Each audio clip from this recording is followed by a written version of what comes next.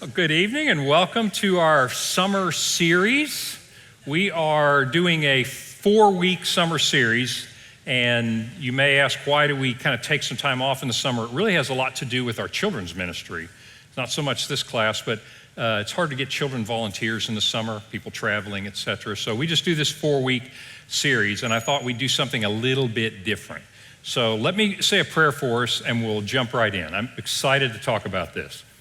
Lord, thank you so much for the mercies you've given to us. I'm grateful that we can have the freedom to gather, to study your word, to learn. And I pray, Lord, that as you increase our knowledge, it would increase our love for one another. Lord, I pray for all the needs in this community within the sound of my voice, and you know what they are. And I pray for your grace, your peace for those who are anxious, and I pray for your comfort for those who are grieving. Pray for healing for those who are suffering. And Lord, we praise your name in every circumstance. In Christ's name, amen. Well, you know the drill, probably, if you've been here before, but if you want to text your questions to that number during class, we'll try to answer as many questions as we can. This little series I'd like to talk about the making of modern Israel. So the biblical story of Israel, we spend a lot of time talking about that, but not so much talking about the modern state of Israel and how it got that way. And there are connections between that and the biblical story, and we'll start with that. So what I'd like to do in this 4-lesson series is we will literally move chronologically through time. Where we're going to end is we'll end with today. The state of Israel today. We'll talk about the Abraham Accords. We'll talk about BDS, the boycott, divest, sanction movement against Israel. We'll talk about Israel as it stands in the world today and in its neighborhood in the Middle East. And in this lesson, I'd like to start off chronologically.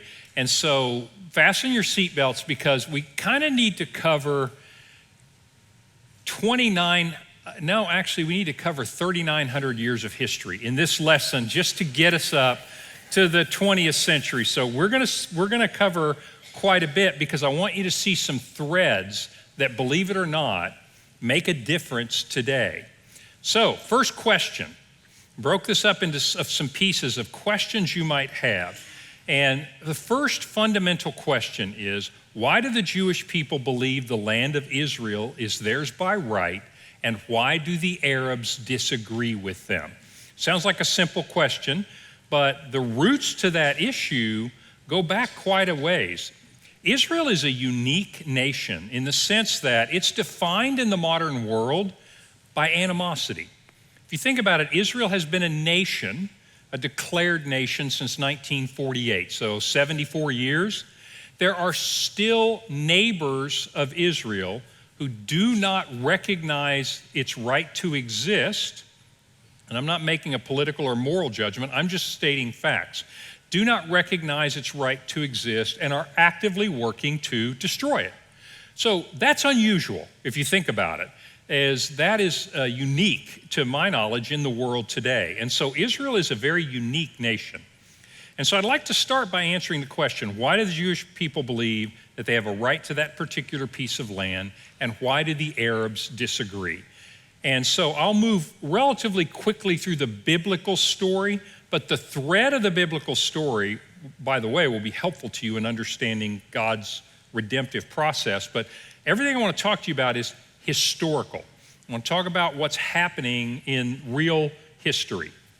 So this is a map of the world. There'll be a lot of maps. I just want you to know. I don't think there's a slide without a map, and that just warms my heart. So hopefully you will also enjoy that. This map is the Middle East circa 2000 BC, and I'm going to use traditional dates, and I'm going to round some things off just because it's just a lot easier to remember round numbers. So in about 2000 BC, this is what's modern day Israel. You see the Dead Sea, you'll see you can kind of always tell Israel from the Dead Sea here in the south, and then it goes up to the Sea of Galilee. So you basically have the nation of Israel right in here, which it wasn't then. But it is basically a buffer zone between Egypt and whoever's powerful in the north. And so in 2000 BC, A man named Abraham is living here in Ur in Babylonia, which is modern day Iraq. So when you think about Babylon, when you think about Assyria, pretty much think modern day Iraq. And so in Genesis chapter 12, Abraham enters history, and the Bible enters recorded history at this time. It says, now the Lord said to Abraham, go from your country to a land I will show you, and listen to these promises. I will make of you a great nation. In other words, you're going to have a ton of kids. I will bless you and make your name great so that you will be a blessing. I'll bless those who bless you, and the ones who curse you I will curse, and in you all the families of the earth will be blessed. So Abram went as the Lord told him. So Abraham goes with a small family, and he goes to this land, and he dwells there for a while. And so he's waiting on the promises of God, and he waits for many years for God to deliver on his promises. And the first and the biggest promise is Abraham and Sarah don't have any kids. Many of you may know this story, so I'm going to move relatively quickly through it. And so Abraham says a custom that was pretty normal at the time. So Sarah has an Egyptian servant, and so Abraham has a child with her, and that's going to be his heir. And so you have Ishmael. And Ishmael, when he's about 13 years old, they have a baby with Abraham and Sarah named Isaac. And so God says to Abraham, I don't know what you were doing, but I did exactly what I told you, and Isaac is going to be the child of promise. All these promises I have made to you, Isaac is going to inherit it. Abraham said, yes, but I love Ishmael. Can you not also bless Ishmael? He said, for your sake, I will bless Ishmael. And so Genesis tells us that Ishmael goes into Arabia. So this is Egypt. Here's the Sinai Peninsula. Get to know that. Becomes real important later. But Ishmael goes and he lives in Arabia. What's Saudi Arabia today? The Arabian Peninsula. And the scriptures say he has 12 sons and he becomes the father of the Arab tribes. And so his descendants also become a, quote, great nation. And when I say great nation, a lot of people. It's very tribal. It's not a country like you think of a country. But they populate the Arabian Peninsula. Isaac, of course, goes on to have a son named Abraham, Isaac, Jacob. Jacob has 12 sons. Jacob's other name is Israel, and so the sons of Jacob are the sons of Israel. And it's just one humongous family. Okay? And those become the Jews. Ishmael and his descendants become what basically the Arabs. And so those are Arabic people because they live in the Arabian Peninsula, and he's of the two tribes. So two great nations, two great groups of people come from Abraham. So here I want to make a distinction because I'm going to use three terms, and it's important when we get to modern times, this becomes really important to understand three different ideas. One is ethnicity. So for example, all of the Jews, all of the descendants, Abraham, Isaac, Jacob, Jacob's 12 boys, right, the 12 tribes of Israel, are an ethnic group. There's a genetic marker for that population. That makes sense? So they're all of the same ethnic group. They are Jews. Same is true of Ishmael's descendants. They're Arabs. And over time, you get an ethnic group of people. Now, they're both related in some way through Abraham, right? They have the same father, so to speak. But these are two ethnic groups of people. Your ethnicity is simply it's your genetic community. It's the people that basically share some of the same genetic traits that you share. The second is your culture. Your culture is your way of living. And sometimes we put those two things together because ethnic groups tend to have different cultures, and that's true. But there are times when one ethnic group of people can be so large that there are more than one culture. So culture is your customs, like things like the food you eat, the holidays you have, the customs of your group of people. So that's a culture. And then thirdly is religion, and that's also separate. In other words, it's rare to find an ethnic group that's all one religion.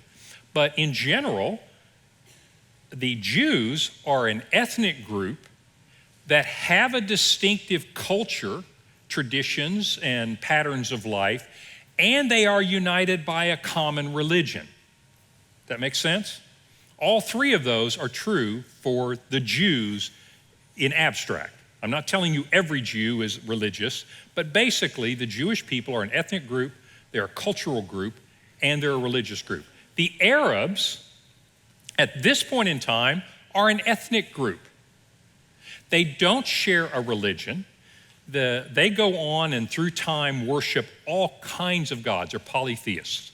And so the tribes don't necessarily share religion. They do share some culture because they're basically nomadic, and nomads tend to have certain customs through necessity that they share.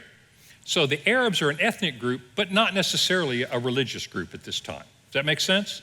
Okay, hold that thought because we're going to refer to those and they're different things, but they come together in the Jewish people. So, why then is there a disagreement about that land? Well, obviously the Jews look at the Bible, they look at the promise to Abraham, their forefather, and Isaac, the child of promise, and they say Isaac is going to be the means through which God made Abraham into a great nation. That's true. Through him, the Jewish people come. And secondly, he's going to inherit the land that God gave them. And thirdly, he's going to carry on the religion. He's going to, the God of Abraham, the God of Isaac, the God of Jacob. You have this Yahweh, the God of these people. So he's the child of promise. Arabs say, wait a minute, the way this works, and this is true in general, in the Middle Eastern cultures, is the oldest child gets the inheritance. Well, it doesn't always work that way, but that is the custom. And so Arabs would say, wait a minute, Ishmael is actually the heir to the land and the heir to any promises made to Abraham. And then I want to make one point here is Ishmael has a really famous descendant who's going to live 2,600 years later, and his name is Muhammad. We'll get to him in a few slides. So I want to just pause here and say, this is where the moral high ground comes from. In other words, how would you claim to have a land? The way most people claim to have a land is, we've had it a long time, so it's ours. Or, we conquered it, so it's ours. That makes sense? I mean, a la Ukraine, Crimea, you're seeing it in the world today, is like, well, you can say whatever you want, but we are here, and our army is here, and it's our land. Okay, so that's how it is. But from a moral perspective, saying, wait a minute, who rightfully owns this land?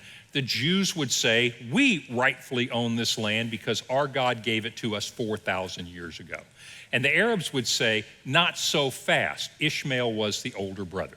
So in an ancient sense, you kind of have a disagreement there as to who actually should own this land, okay?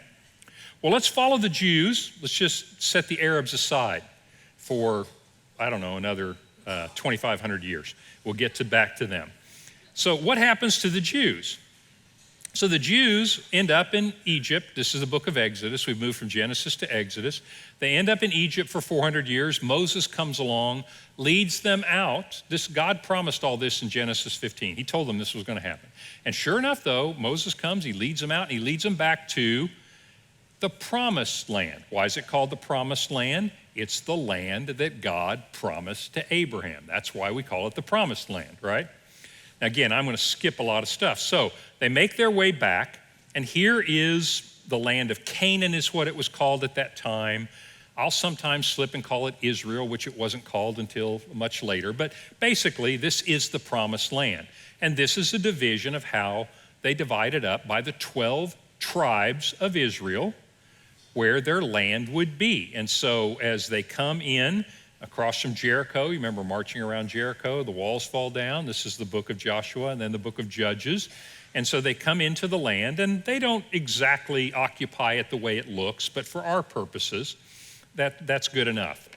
So I want to stop here and say something that's going to sound controversial, but I want you to know I'm not making a political statement and I'm not making a moral judgment. I simply want to make an observation about history. And it's going to be important, but this is true for all history of all times.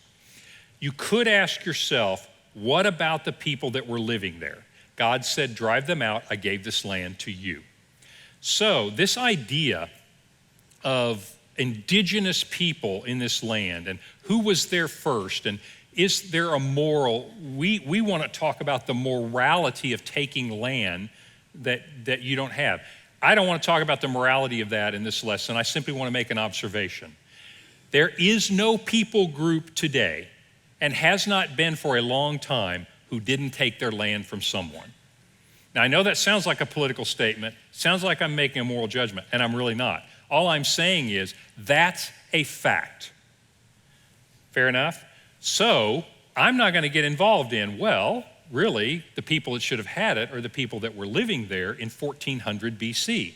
If you can find them, good luck. But my point is, everybody is sitting on land today that they took from someone else. So that's not a unique, honestly, from a historical perspective, that's not a particularly unique part of anybody's story at all. This is the way the world worked. And so they go into the land, they don't entirely occupy it. This is about 1200 BC, but something big happens in 1000 BC. So you have King Solomon and King David. I'm moving really quickly here. And King David is anointed by God and actually defeats their enemies, and Solomon kind of consolidates that. And on the right, you will see the extent of the kingdom in Solomon's time. And that looks an awful lot like what God promised them. Finally, 1,000 years after Abraham, you end up with them actually having a king who's ruling the land basically that was promised to Abraham. On the left, I like this little picture because what you see in the shaded part is this is David and Solomon's kingdom, and what you see with the red line is the nation of Israel today. I just thought that was kind of interesting. So what you see today as a political entity is almost the same as what you saw in 1000 BC. Make sense? So again, I'm moving fairly quickly, but I want you to know that in 2000 BC, the Jews were promised this land.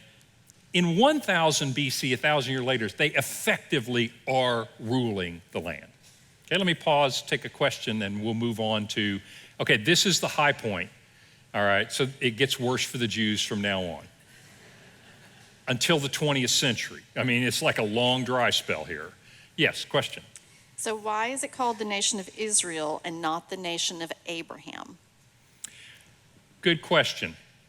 So, well, that's just an anomaly of history, but basically Jacob's name, Abraham, Isaac, and Jacob, Jacob's name was Israel. God names him Israel, which is not unusual.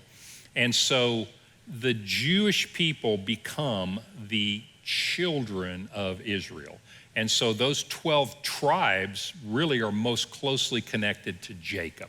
But yes, Abraham is their father. Abraham, if you want to say it this way, maybe not the best way to say it, Abraham's the first Jew. In other words, he is the father of the Jewish people. They're called the sons, the children of Israel. And so the name Israel is what's stuck throughout time. Today, Israel's the name of the state, but if you talk to Orthodox Jews in Israel today, they'll actually refer to the West Bank as Judea and Samaria. And I'll tell you why that is later time. They don't really use the word Israel so much.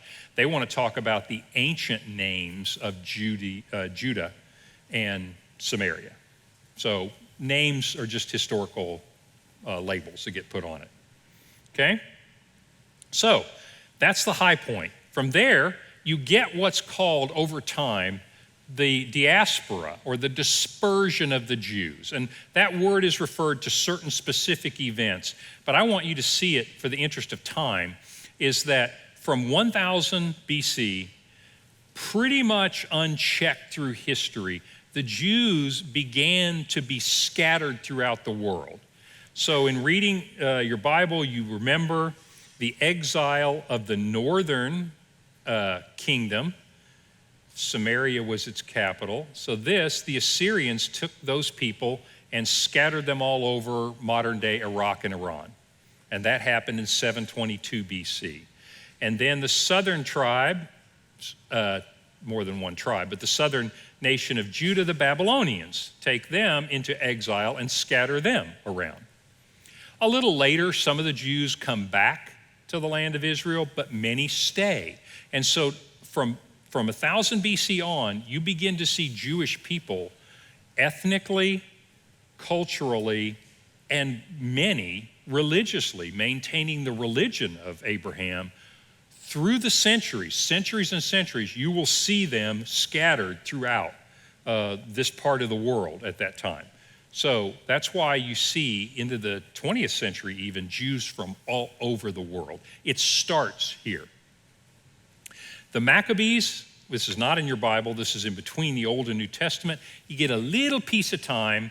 My dates are a little misleading. For about 40 years, the Jews threw off the Greek rulers and they had their kingdom back to themselves, but that didn't last long. Romans show up in 63. That's the last time the Jews have ever had a king in that area, from 63 BC until today. I mean, they've not had a political entity since that time. So here's what it looks like under the Romans. This is the time of the New Testament, right? The time of Jesus. So we've now covered 2,000 years. They had one piece of glory at 1000 BC, and since then it's been, if you understand the biblical story, because of their unfaithfulness to the covenant, you see God scattering them. And when you read the prophets, you'll read, Jeremiah, you read Isaiah, he talks about, I'm going to scatter the sheep of Israel because of your unfaithfulness, but there'll come a time I will bring you back together. So they're being scattered. They revolted against the Romans in 66 AD, and the Romans destroyed the temple in Jerusalem. At that point, they killed a lot of Jews, and a lot of Jews left at that time. A lot of Christians left at that time and went preaching throughout the world. It aided the spread of Christianity. The Jews revolted again. You don't know much about this one. In 131, first revolt was against Nero. Second revolt was against the Roman Emperor Hadrian. And Hadrian put it down brutally, and he said, enough of this. And he literally made it illegal for any Jew to be anywhere near Jerusalem. He renamed Jerusalem. He built a big temple to Zeus there, and it became a very modern city, and he literally expelled the Jews. And so they literally scatter around the world in about 135 AD. So I want to close that chapter for a second and just say they inherited the promise in 1000 BC, and from that time on, you see the Jews being conquered and scattered and exiled throughout the world. And that pattern is going to last to the 20th century. So this is a long, long time. Question? How did God communicate the borders to Abraham and his descendants? If you read I'll just refer you to Genesis. In Genesis 12-ish through 15, he's going to delineate the promised land based on certain landmarks at the time, certain rivers, and certain other lands at the time. So he references the lands and the people groups around there at that time. So it's possible to look at back in history and get a pretty accurate map of the area that God was talking about. So all the names and the places and which tribes went to which place is all biblical. Yes, I see where you're getting at. Yes, in other words, how do you know what the promised land is? Is that something that was made up? No, that's also in the Bible. I see where that's going. That's a good question. Is the Bible circumscribes the promised land as well? Good point. Well, let's move on and let's complicate this a little bit. So what do we have? We have the Jews scattered out of their home land, basically, land of Canaan at that time. And time goes on after the Romans, and all of a sudden, the Arabs show up again, okay? So remember those Arabs all the way 2000 BC with Ishmael? They have been all that time leading tribal polytheistic lives. Basically, I mean, there's real history going on there, but at this level, we're doing 30,000 feet. They're just kind of hanging out in the Arabian Peninsula fighting each other. I mean, that's kind of a summary. I don't mean to be demeaning, but that's kind of what's been happening there, right? And so, along about 570 AD, so now remember, we're on the other side of history now. We're well past 570 years after the time of Christ. We're 2,600 years after Ishmael. You get the birth of Muhammad. Muhammad he is an Arab, so he traces his descent to Ishmael. He's born down here in Mecca. This is, let me just orient you here. So when you see Damascus, you know you're dealing with Syria. You see Jerusalem, this is the land of Israel. This is the promised land here. So he's in the Arabian Peninsula. And what Muhammad does from a historical perspective is he religiously believes that God is talking to him, the same God of Abraham. And he looks around at all these tribes and he sees all this polytheism and he hates it. And he says, look, we're going to go back to the one true God, the God of Abraham, our father, right, through Ishmael. And we're going to go back and worship him. So religiously, he brings this monotheistic religion into the Arabian Peninsula. And the Quran, the holy document, is simply written records of what he said was the angel Gabriel speaking to him and giving him these revelations. So he takes it to the tribes, the Arabian tribes, and what the genius of Muhammad is this. It's a long story, but it's an interesting story, but basically he unites the tribes.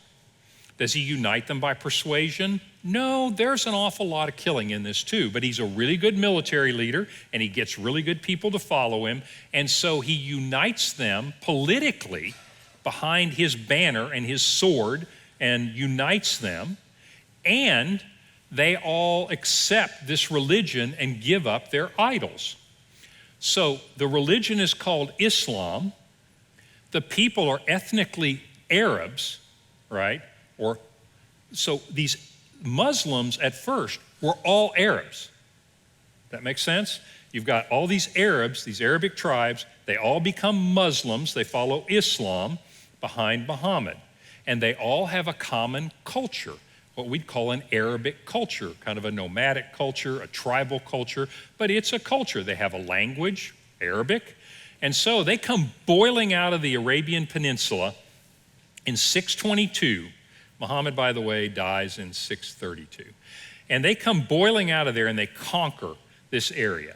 And so you have these successors of Muhammad called caliphs, and that's a long story, and I don't think we'll need to get into the Sunnis and the Shiites, but if we do, we'll drop back and pick them up. But bottom line is you get these descendants of Muhammad, and they continue to think of Islam early on as a combination between a religion and a nationalist movement. And so they begin conquering these territories. They take the Arab language with them, they take the Arab culture with them, and they take Islam as a religion with them. And so they conquer all these areas. So today, you would know this as, we'll just call it North Africa. You'll figure out which countries are in there today. You got Libya, Tunisia, etc. in North Africa.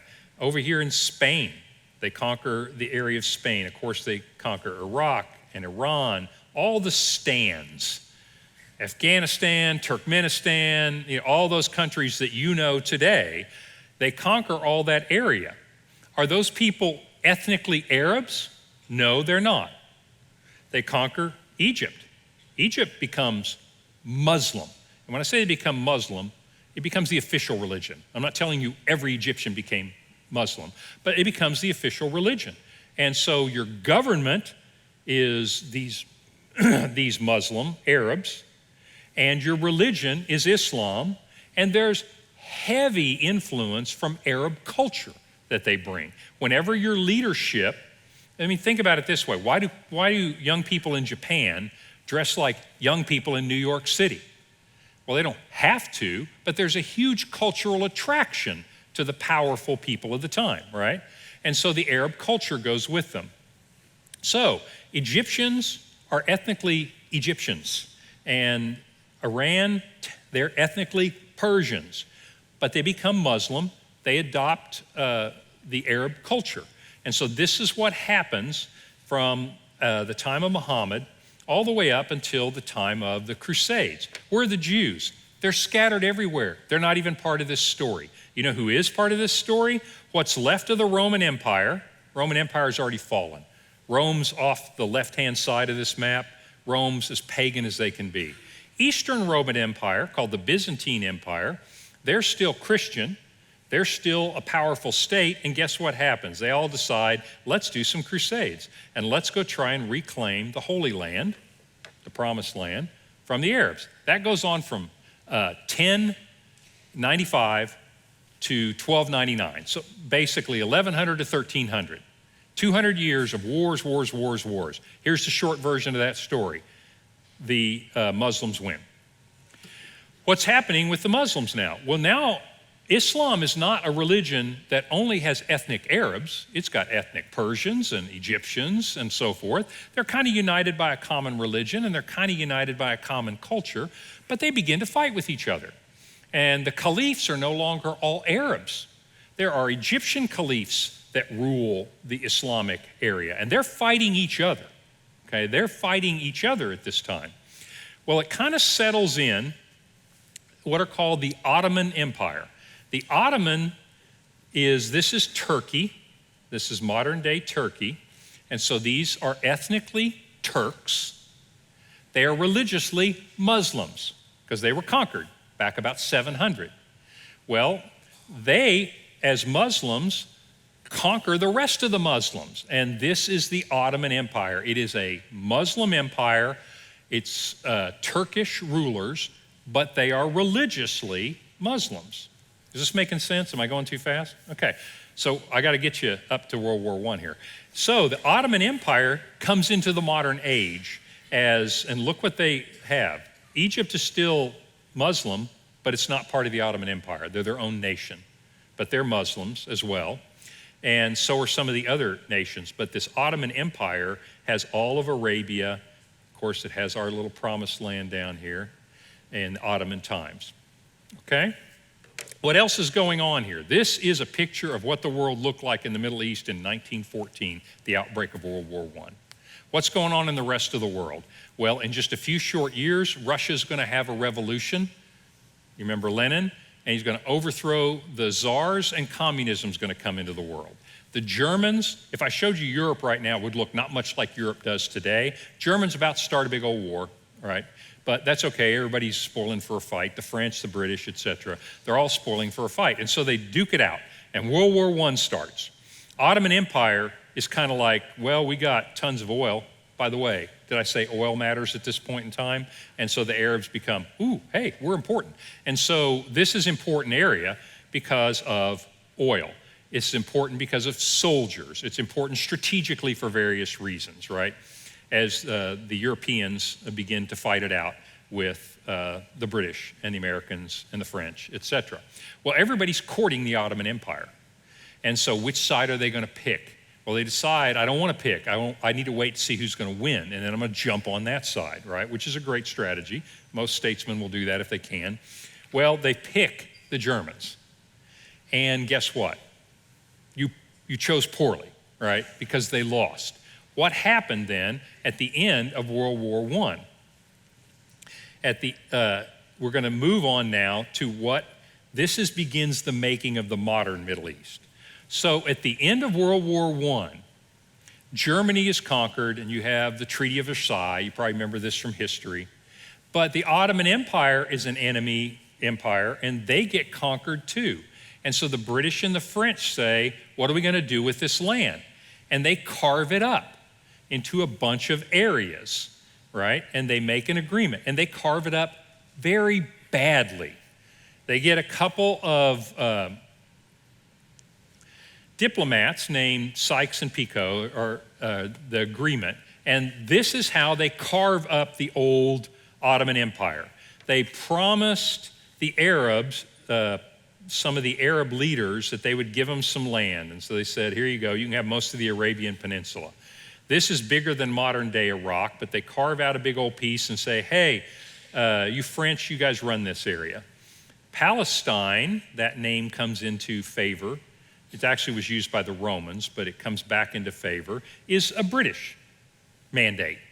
They call it a mandate, meaning it's not part of Britain, but we're kind of running things here, and we ought to do something with this, but we don't know what. Maybe we ought to start some nations here, and maybe we ought to start some friendly nations here. And so they carved the area up, and the French and the British, basically, are going to supervise the old Ottoman Empire. Here's the problem. You have a lot of ethnicities in this area, right? It's good if you don't make ethnic people live too close together in the sense of politically. They draw the lines without any respect to ethnic differences. This is why today, in Turkey, you've got all those Kurds in the south of Turkey. Do they like living in Turkey? No, they don't. Do they like the Turks? No, they don't. Have they been causing trouble? Yes, they have. Why aren't they part of Kurdistan? Because Sykes and Picot can't read a map, right? And so they draw these lines in very weird places, and you still see a lot of tensions because of how Britain and France disposed of the old Ottoman Empire and how they divided it up, okay? But this is what happened. Along about this time, there comes some sympathy for the Jews in Britain. The Christians in Britain have some affinity, if you will, for the Jewish people. And so Balfour, this is a famous guy and a famous declaration. He is the foreign secretary at World War I, and he issues what's called a Balfour Declaration. He says, His Majesty's government view with favor the establishment in Palestine. That's that little mandate that they're controlling. Think Promised Land, think Israel. And in the Palestine, a national home for the Jewish people. So the Jewish people have been scattered for centuries and centuries, so they want to bring them back to their ancestral homeland. And the British government will use their best endeavors to facilitate the achievement of this object, it being understood, though, that nothing shall be done which may prejudice the civil and religious rights of the existing non-Jewish communities in Palestine. Meaning what? Well, not entirely Arab, but let's think Arabs. Why? Britain needs oil. And so we can't really make the Arabs terribly mad. We need a good relationship with, at that time, the sheiks, the tribal leaders that control the area. There's no nation of Arabia at this time. These are big tribal leaders that are in controlling resources, right? So they don't want to say, we're just kicking you out and make you lifelong enemies, but on the other hand, we really do want the Jews to come back. And so Balfour basically expressed that a nation finally recognized that, hey, it might be right to carve out a homeland for the Jews, okay? So that's kind of significant. At the same time, there's a movement within Judaism. Herzl is probably the most famous guy to kick this off. But in the 1800s, there is a movement called Zionism. Zionism is a word you're going to hear a lot today. So what is Zionism? It's a national revival movement that supports a homeland for the Jewish people in the land of Israel. This is not, there are three different ways to look at this. Herzl was a nationalist, meaning we are ethnically Jewish, we have been kicked out of our ancestral home, and we would like to go back to the promised land, which is now called Palestine, but which they will later name Israel, okay? So he says, we want to go back, have our own nation. He's a secular guy, but he says, we are ethnic Jews, and we have this promise. This land is morally our land, okay? Now, the Arabs that are living there are like, I don't think so. But that doesn't stop Herzl. So they begin to try to get nations to support this political movement. It's also a cultural movement because the Jews are not all religious. Herzl wasn't hugely religious. He wasn't an Orthodox Jew, but he was culturally and ethnically a Jew. You understand what I mean? He's like, I'm Jewish. I do the Jewish stuff, and I eat the Jewish food, and and all of this, but not necessarily religious. But there were religious Jews, and they also wanted to come back for even more religious reasons. So for all three reasons, you get this movement. So when you hear Zionism, Zionism is a political movement, but it's also a religious movement, but not necessarily by the same people. Fair enough?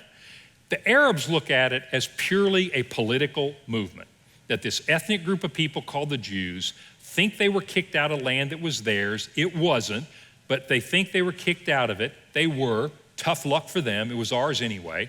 And so they politically are trying to get the nations of the world to muscle in and carve out some area and kick us out and make them come back. Okay, so that's the Arab view of what's happening. And so Zionism is a nasty word in the world press right now because the world press leans more toward the Arab point of view at this point in time.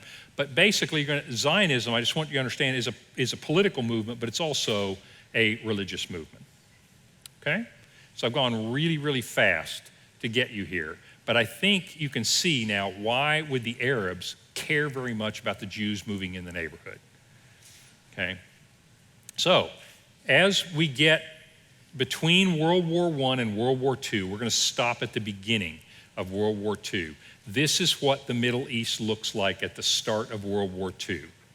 So you have Syria and Lebanon looking a lot like they look today, and France is the sponsor trying to set up a nation in Syria and in Lebanon. Unsuccessful in both tries. I mean, France was unable to set up stable governments in either place because they didn't understand the various ethnic rivalries, the various religious rivalries that happen, and of course the tribal rivalries. The British are in green, and they have the mandate for Palestine, and you will see that's basically today's nation of Israel. Transjordan, think of that as, it used to be called Transjordan at that time. Today it's called the Jordan. It's called the nation of Jordan. And so they are basically run that, and they run what is modern day Iraq and trying to set up governments there. The British and the French don't necessarily want this territory. Oh, they milked the resources from this territory. That's what conquerors do. But they really didn't want to annex it. They really wanted a stable government set up there. And they tried. And in no case did they succeed in doing that.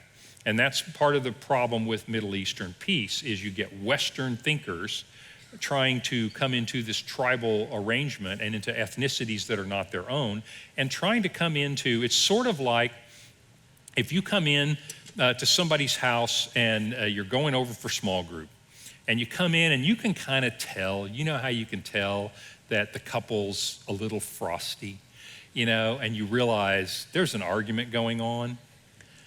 Only a fool would get in the middle of that. And you know why? You have no idea how long this has been going on and you have no idea why it started, right? And yet, we keep doing it. And so this is like a serious marital disagreement here. And it's been going on a long time. And neither one of them were terribly successful. But Zionism was successful. And this is going to plant the seeds for what people are really hot about today. So it's really important to know this.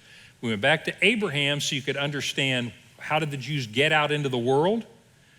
And now we're going to bring them back, so to speak.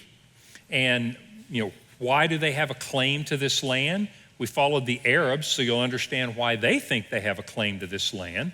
And in fact, Arabic culture is all around this area. Why? Because Islam took it. In other words, the Arab League is a bunch of nations, 400 million people in the Arab League, a bunch of nations all around Israel. Not many of them are actually ethnically Arab, but they're the Arab League because they share cultural elements from all the way back when they were conquered by Muhammad and Islam. So they share a basic religion, they share some culture, and they definitely share a hatred of the Jewish state. But Zionism was successful because in 1914, there were about 90,000 Jewish people living in what was called Palestine, okay, right before World War I. By the time of World War II, while the British had the mandate and the Arabs were not in control of that, there were 238,000 Jews in Palestine. And so what happened between World War I and World War II, with the British in control is they had a fairly relaxed policy about Jews coming back. Now, was it official? No, but Balfour said, we view with favor Jews coming back. And so Jews, when you go to Israel now, you'll see some of the really old settlements that go back to this time. And they'll say, well, that was before World War II. A bunch of Jews came and they bought some land from one of the Arab sheiks who were in this land. It's a very tribal area for the Arabs. If you want to think about, is there a nation of Palestine at this time? No, not at all. It's a British mandate, and who lives there? Are there mayors? Are there government? Are there presidential elections? No, no, no. The Arab culture is very tribal, and it was just tribes in this area. So the Jews would come back and say, hey, we're going to buy this marsh that's no good to anybody, and that's what they did. And the sheik would say, hey, you bet. I can't believe I just took these guys. I got all this money for this lousy land. Well, they'd drain the marsh. They'd put in a settlement, right? They're still doing that, by the way, in the West Bank. But they put in a settlement called a kibbutz. We'll talk about those a little bit more. And they would begin to live in their homeland. Did they have a government? No, they were just a settlement. There's nothing terribly organized in Palestine at this time, okay? And so that's what is happening between World War I and World War II. And so this Zionist idea had succeeded in this point, that the British who are running Palestine, kind of favorable to the Jews coming back. I mean, they don't have a real official policy. Things get sour at the end. If you know very much history, you know that the Jews and the British are going to fight each other here in a little bit. But bottom line, between World War I and World War II, they just kind of look the other way like, I don't care who lives here. We're not going to stay. We're just trying to get a country going here. We got all these sheiks and all these tribes here. We can't figure out how to get everybody together. Might as well have a few Jewish settlements in here too. We don't know. They really were at a loss. Seriously, I'm not making fun of them. They really didn't know how to build a country there. And so you get the Arab tribes, doing things, mainly agricultural. You get the Jews doing things, start a little industry. And so that's at the beginning of World War II, this little area, Palestine, looks like a British protectorate. It's not a nation, it's not well developed, doesn't have a president or anything like that, but it is a land where you get some commingling between the Arabs and the Jews. Okay? So that's a quick trip through how we get into the 20th century and post-World War II. And so you begin to see Jews all over wanting to come back to Israel. They get fired up, whether religiously or ethnically, because they're not all terribly religious or observant Jews, but there's this idea of coming back to their ancestral homeland, and they begin to come. And the more of them that come, the more the Arabs start to get nervous. The more of them that come, the more clashes there are between the Arabs and the Jews. And then all of a sudden, the British say, hey, maybe we don't want any more Jews coming. And all of a sudden, the Jews say, hey, maybe we don't want you running this place. And so everybody starts fighting everybody. And that's what was happening at World War II. Question? I have some questions that go back a little ways in your Sure. lesson. Okay. Where do the Romans come from? What is their lineage? Okay, the Romans come from Italy. They're Italians, spaghetti eaters, that kind of thing.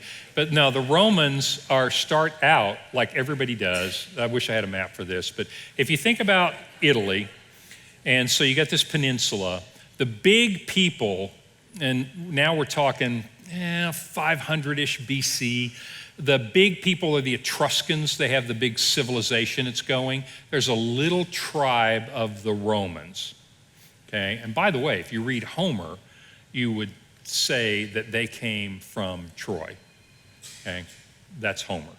That's not like, don't put your money on that as real history. But bottom line, you got coming from Troy. You get Aeneas, the Aeneid. Yeah, never mind. Anyway, so basically you got this little tribe of Romans. And the little tribe of Romans does something right, and they get going, right? And they're good little warriors, and they basically begin to conquer areas, and they conquer other people, and they end up conquering the Etruscans, and they take over, and they go, oh my gosh, we're in charge. We don't really know how to run anything. We know how to build roads, and we're really good military strategists.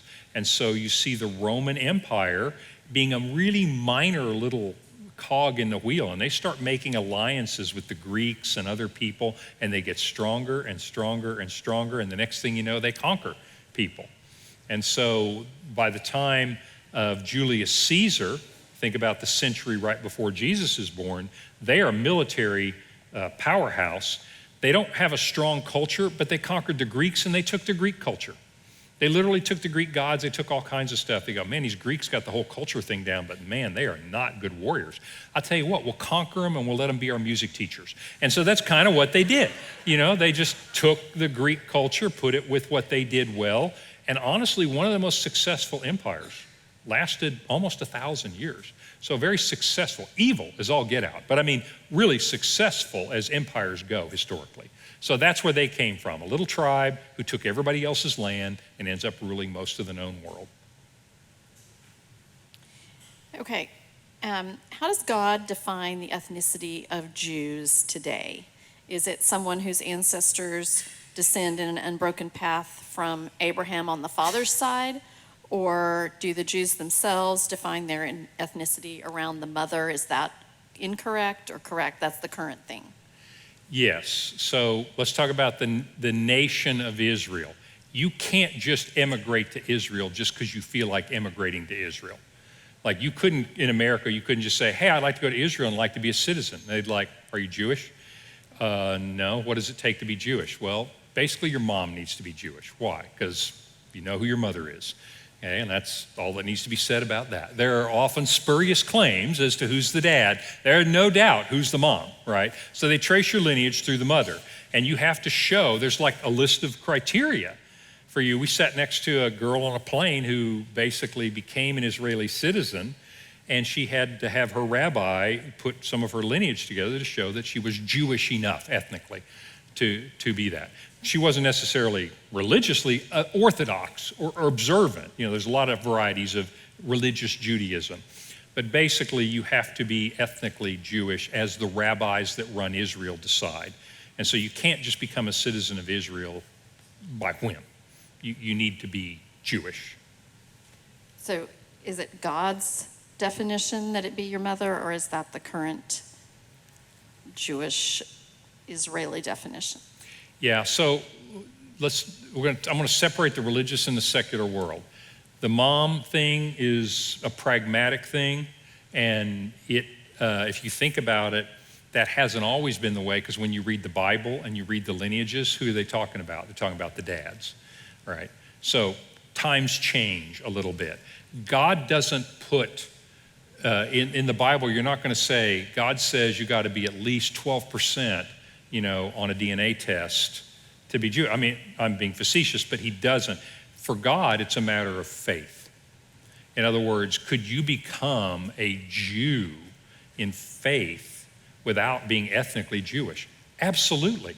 Jewish families adopted kids too. Some of our Jewish friends are adopted. And so are they ethnically Jewish? No, but they're Jews. Does that make sense? So in a religious sense, it has to do with the faith, the belief in God, and following the Torah, that sort of thing. You could, and you still can, convert to Judaism. And so you are religiously then Jewish.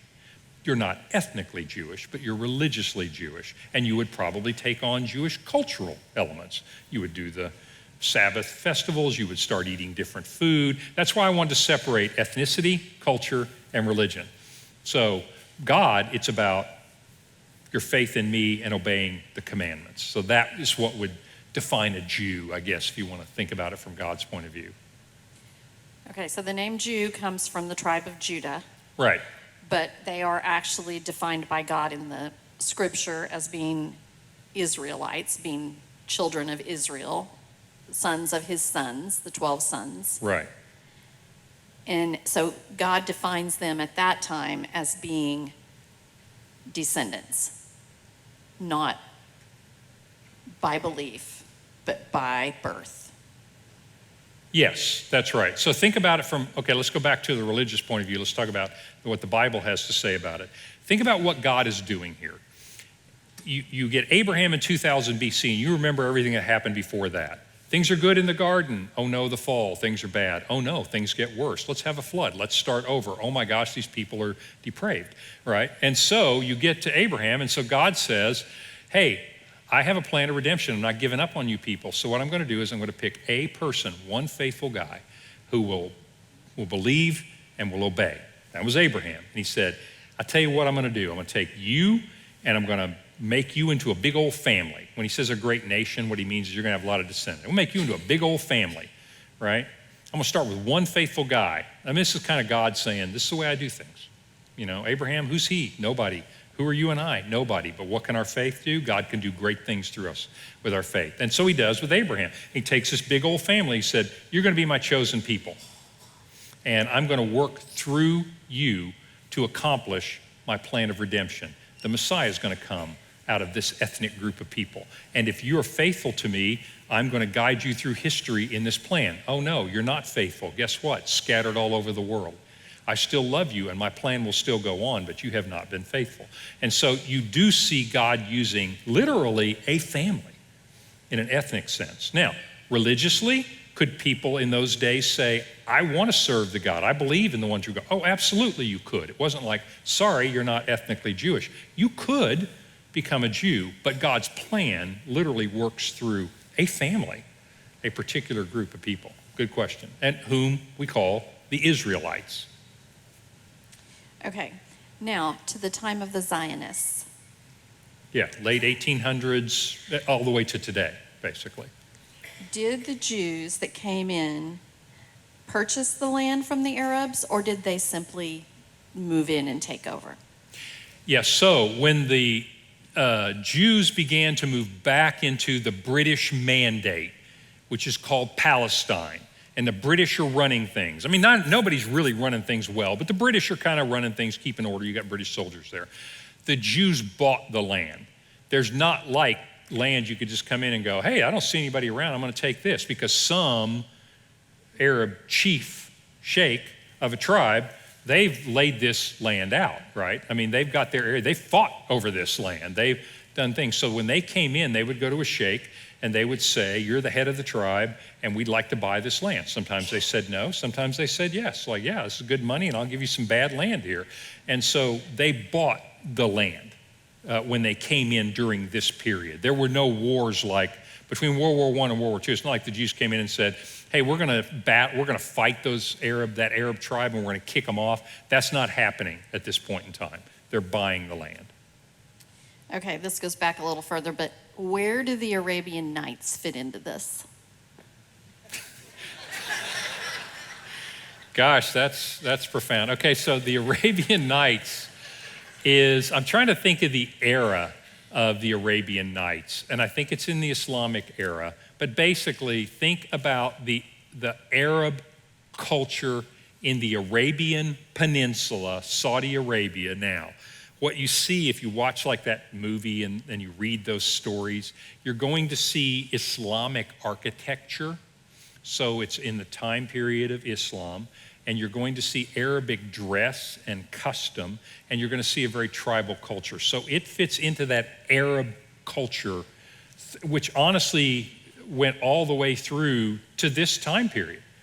If you think about it, oil's just starting to be needed. We're in 1918, the end of World War I. We're just starting to use oil, right? You just got engines and you've got oil. It's like, oh my gosh, it hasn't been that long. And so oil becomes important. Arabs go, whoa, we're sitting on this stuff. And so you got these companies, Western companies, because Arabs they're not building factories or anything. That's not their lifestyle. They're living a more of a tribal, nomadic kind of lifestyle, right? And so the Western companies come in and they'll make a deal with a sheikh and said, let us drill here, we'll make you rich. And even well into the 20th century, and I'm not making a value judgment, I'm just saying what you had was you saw that these tribal Arabs become really rich. If you look at Saudi Arabia, for example, they've become very sophisticated and very educated. But if you think back at this time, the Saudi Arabia is not here yet, but it will be shortly in this period of history. When the Sauds got Arabia, they began to realize, look, we got to modernize. We got a bunch of nomads living around here. We need to start building cities. We got to take this money and we need to go into the modern world. And so they came from tribal nomadic living that went back, they were living the same way they lived for 2,000 years. You can still see Bedouins in Israel today who are living pretty much that way, except they have cell phones. But other than that, they're living about the same way they have for 2,000 years. And so as modernity caught up with them, admirable story of how some of these Arab countries brought themselves into the 20th and 21st century. I mean, there's some really admirable stories there of how they did that. But I want you to realize they came from really ancient way of life here at World War I to some of them very, very modern in 100 years, and that's remarkable. But they still carry same ideas, same grudges, same culture, same religion.